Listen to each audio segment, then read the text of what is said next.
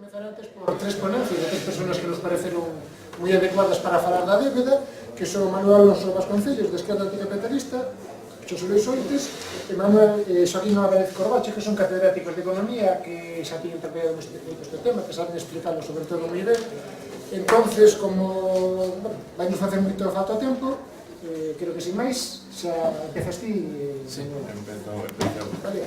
O único, vamos a ver, como, bueno, vais a facer as ponencias, pero despois probablemente durante as preguntas que vos fagan salgan moitas cosas ao mellor das que tedes pensado falar, e como xa son as 7 bastante, se podedes a mellor comentar en 15 minutos, 20, máis ou menos o que dixedes, e despois nas réplicas, nas preguntas da xente, pois xa comentaredes algo máis, para que dé tempo tamén así un poquinho a todo.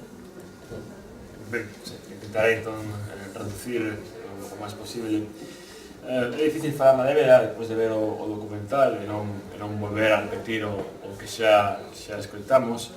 Para min, para falar da débeda, primeiro teríamos que coñecer, describir o marco da economía política no que vamos a traballar. No marco, por tanto, da crítica da economía política que vamos a desenvolver. Ese marco é o capitalismo financiero, no que, digamos, a provincia española está inmersa.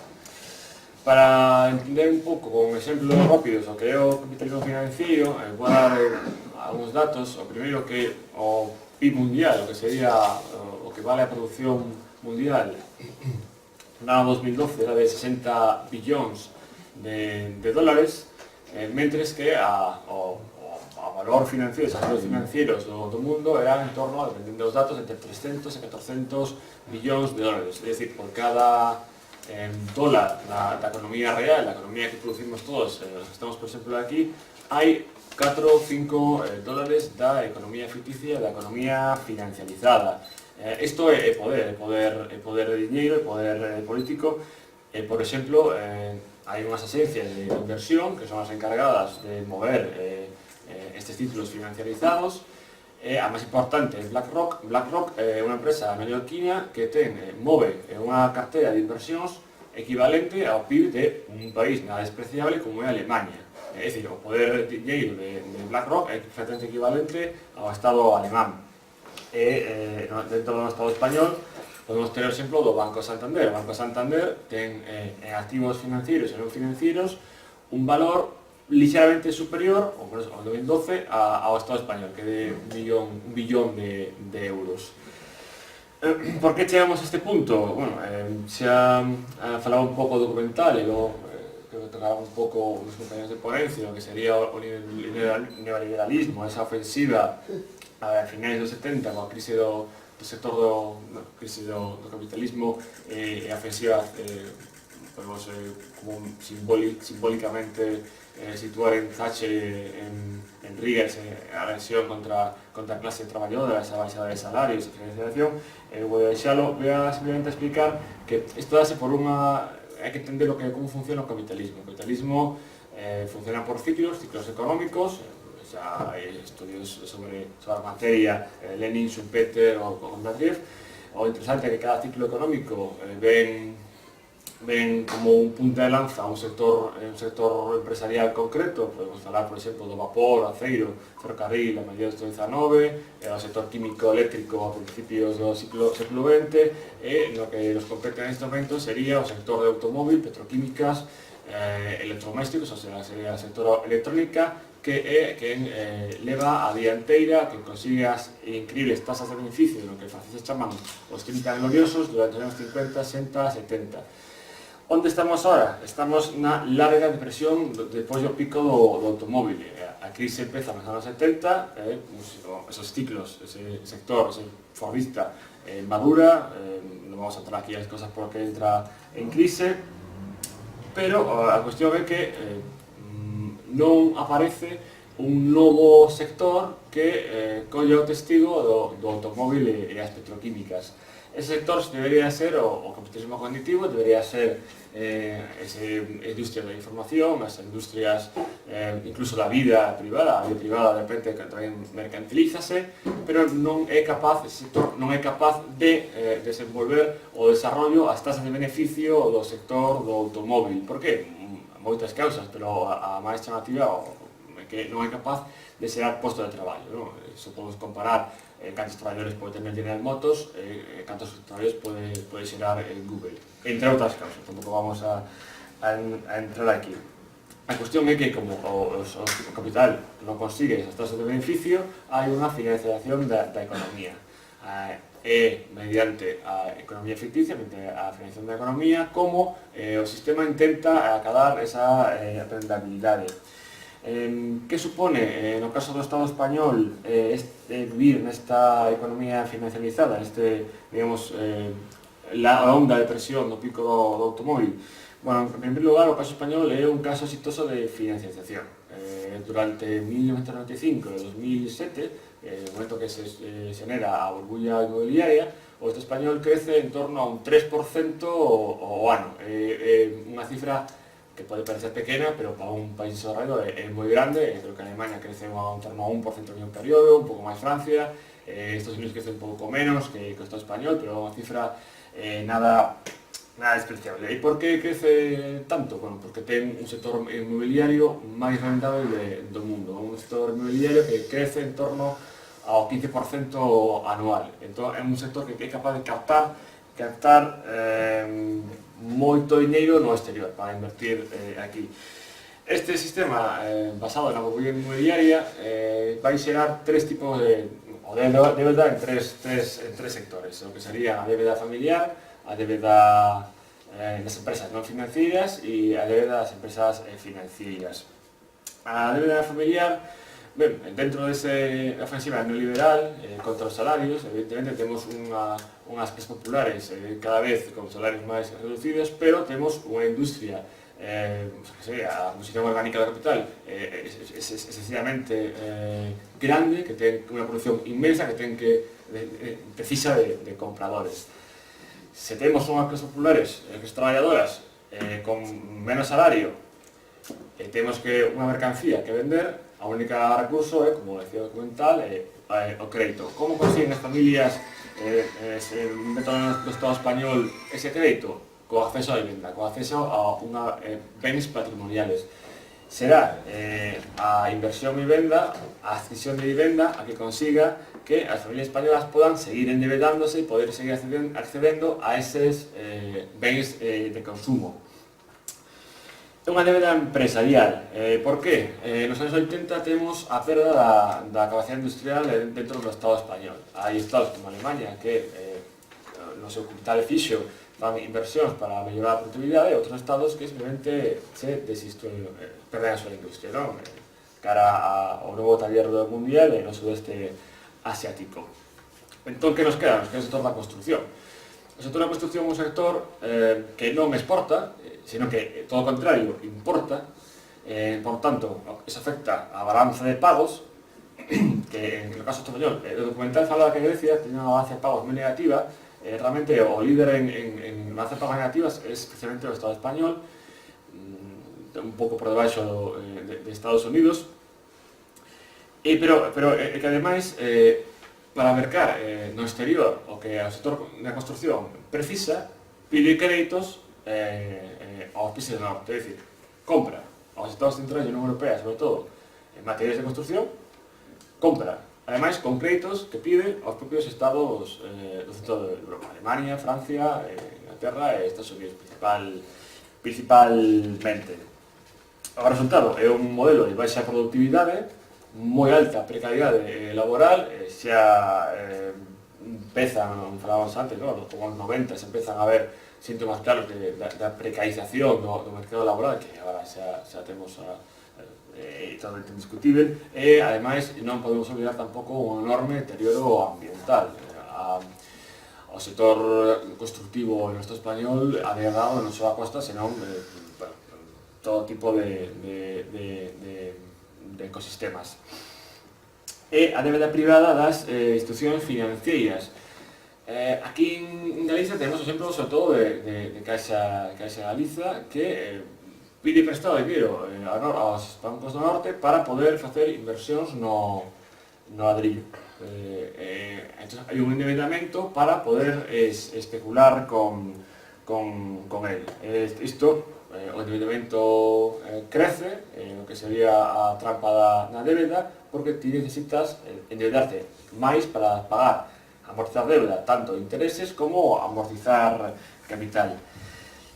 Isto se permite porque os bancos dos estados centrais de Europa venden, conceden créditos a unhas empresas cun nivel de endeudamento altísimo. Penso que o nivel de endeudamento pre-crisis das empresas españolas é a nivel do 800% do PIB.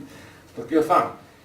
Porque estamos dentro do euro. E o euro o que permite certa solidez, certa sensación de estabilidade para que poda ser viables esos préstamos. Este sistema quebra. Como quebra? Pues como todas as burbullas. Os precios da vivenda empiezan a subir, suben de forma incontrolada, ata que non o poden atopar comprador. Pero as ventas se estabilizan, os precios se estabilizan, logo as ventas caen e finalmente as ventas, as empresas quebran, as familias quebran e o sistema colapsa. Colapsa a nivel global, colapsa primeiro ao norteamericano e logo arrastra a todos os demais. Hai unha serie de quebras, como en Entendimiento Lehman Brothers, a IG, e a solución dos estados nese momento é comprar activos tóxicos. A compra de activos comeza entonces o que sería a socialización das perdas. Os estados comenzan a comprar activos para evitar o derrumbe desos bancos dos estados centrais da Unión Europea que é o que realmente lles importan. A Unión Europea está diseñada desde un principio para responder ás necesidades financeiras dos bancos alemáns, franceses, sobre todo alemáns, e en un momento de crisis, en un momento de alerta, en un momento que pode impresionar o sistema financiero, é unha decisión política de axudar a eses bancos a salvarse e non a ciudadanía. Aquí no caso español, por exemplo, temos tamén o caso, aparte de salvar ao sistema financiero, intenta aplicarse axudas con dinero público tamén sobre sectores clave. Eses son o automóvil e a construcción, o famoso plan de Zapatero, non máis que unha inversión para intentar reactivar un sector que xa estaba moribundo. Por un pouco definir en poucas palabras, a burbulla financiera no Estado español non estopa, senón que pasa aos balances públicos. Asumen esas perdas en forma de débeda pública, é dicir, o que en principio era unha débeda privada convértese nunha débeda pública. Además, a débeda pública española estaba en pre-crisis en torno ao 30% do PIB, que era perfectamente asumible, non era moi alta, e disparase actualmente cerca do 100%. Nesta tesitura, co mercado inmobiliario totalmente fundido e o mercado bursátil en caída libre, os bancos buscan formas de seguir mantendo a rentabilidade e atopan na deuda soberana.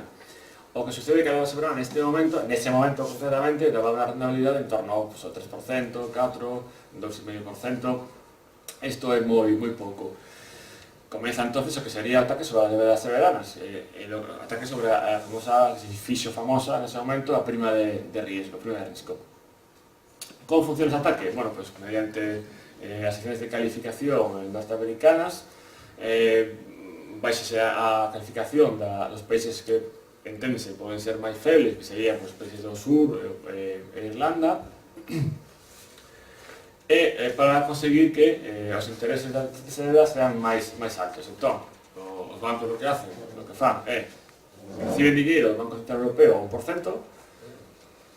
acellan unha estrategia de derrubamento das primas de risco dos estados do sur de Europa e consiguen rentabilidades do 5, 6 e en algunos casos incluso do 12%.